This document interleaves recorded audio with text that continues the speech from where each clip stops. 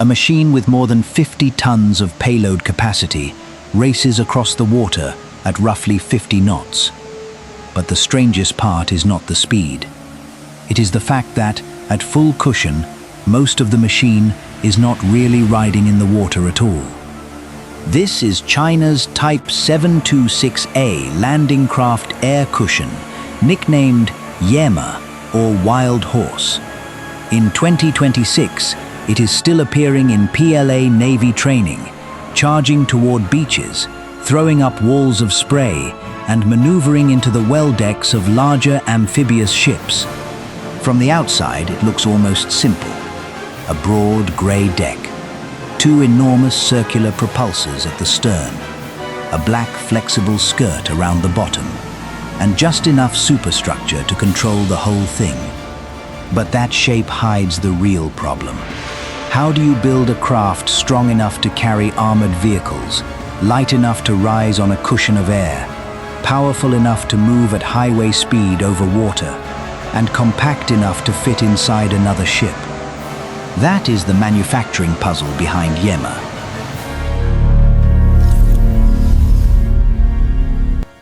And the answer is not one breakthrough. It is a chain of compromises. Start with the platform itself. A conventional landing craft can rely on buoyancy.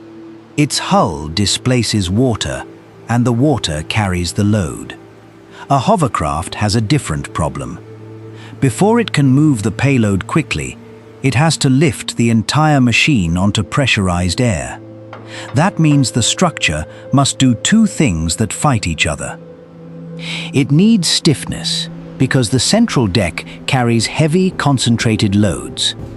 But every unnecessary kilogram becomes weight that the lift system must support. Add reinforcement, and you gain strength, but demand more lift. Remove too much, and the deck becomes a flexible bridge between machinery spaces. This is why the Type 726A's silhouette matters. The wide central cargo path is not surrounded by a deep conventional hull. The machinery and command spaces sit along the sides, leaving a broad route through the middle. From the beginning, the craft is less like a small ship and more like a load-bearing platform wrapped around an air system. Public imagery does not show the full Type 726A fabrication line. So the exact sequence of plate cutting, forming, welding, and module joining remains hidden. What we can see is the result at Jiangnan shipyard. Satellite imagery analyzed by CSIS found 7 to 10 Type 726A craft there during 2018. Positioned and painted in ways consistent with construction and final fitting out before delivery. That single observation tells us something important. Yema was not merely an experimental one-off. At least during that production period, multiple craft were moving through the yard at the same time. And once the structural platform exists, the problem gets harder. Because a hovercraft must create lift before it creates speed. The black skirt around the bottom looks almost crude compared with the machinery above it. It is not. The skirt is what makes the entire concept possible. In an air cushion vehicle, pressurized air is trapped beneath the craft. That cushion reduces direct contact with the surface and carries much of the vehicle's weight. But air is always trying to escape.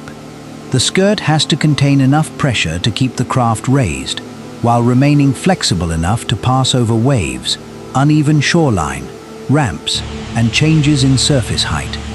Too rigid, and it cannot conform. Too soft, and the air leaks away. Too low, and the structure strikes the surface. Too high, and the cushion becomes harder to control. The exact material recipe and manufacturing method of Yema's skirt are not publicly documented well enough to treat as fact. But the engineering job is visible every time the craft starts to rise. The black perimeter changes shape. The hull separates from the surface. And suddenly, a machine built like a deck begins behaving more like an aircraft close to the ground. Now the power system has to keep that cushion alive. Hovercraft propulsion is unusual because lift and forward movement are separate physical jobs. Air has to be forced beneath the hull to support the craft, while thrust has to push the machine horizontally. On Yema, the most obvious part of that second job is impossible to miss. Two enormous ducted propulsors dominate the stern. Those propulsors explain the strange proportions of the craft. Their diameter consumes vertical space. Their ducts need structural support. The engines and transmission systems need protected machinery volumes. Airflow cannot be blocked by cargo. Control surfaces and steering mechanisms must remain clear. The cargo deck may be the reason the craft exists, but the airflow around it determines much of the shape. Chinese military reporting has described this class of craft as mechanically complex, with many systems using materials associated with aviation equipment. That makes sense when you look at the demands.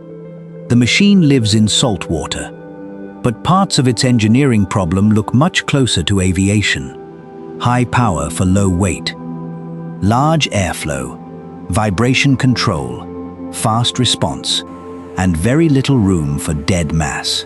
And this is where the Type 726A story becomes more interesting than a normal shipbuilding story. A vessel can be structurally complete and still be nowhere near ready. A nearly finished Yema can have its deck, bridge, skirt, ducts, and grey paint, and still fail the only test that matters. Can all of those systems work together as one machine? The control system has to coordinate power, lift, steering, alarms, and propulsion. The fuel system has to feed engines under vibration and rapid changes in load. The skirt has to inflate evenly.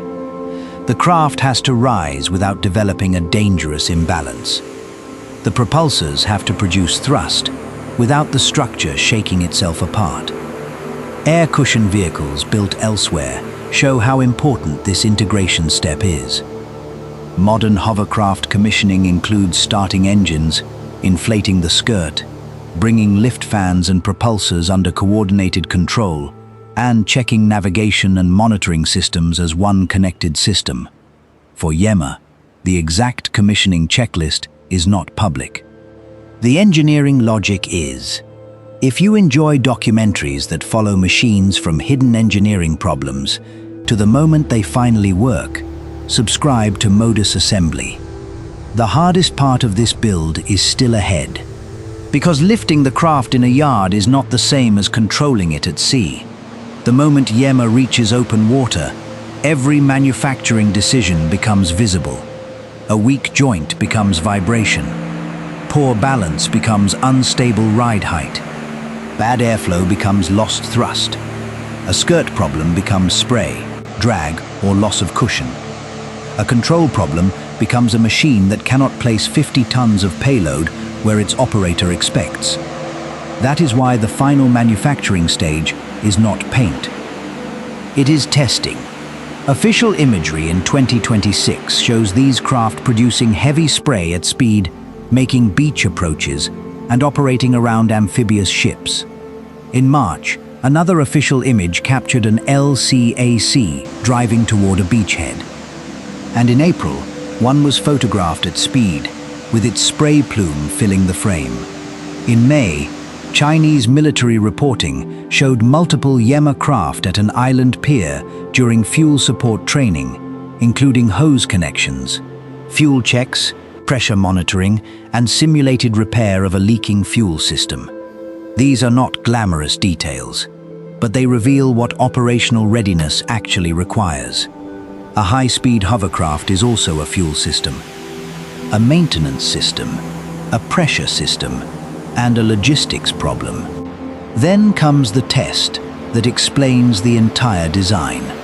On July 6, 2026, an official PLA Navy photograph showed a Type 726A steering into the well deck of the amphibious dock landing ship Yema, hull 988. Look again at the shape of Yema, the low profile, the width, the central cargo path. The compact command structure. The huge stern propulsors squeezed inside a footprint that still has to pass through another vessel's stern opening. Those are not isolated styling decisions. They are packaging decisions. A larger hovercraft could carry more. A narrower craft might be easier to store. A heavier structure might be stronger. A more spacious machinery layout might be easier to maintain. But Yema has to balance all of those demands while remaining a shipborne connector. That is the final answer to the manufacturing question. China did not build the Type 726A simply as a fast boat.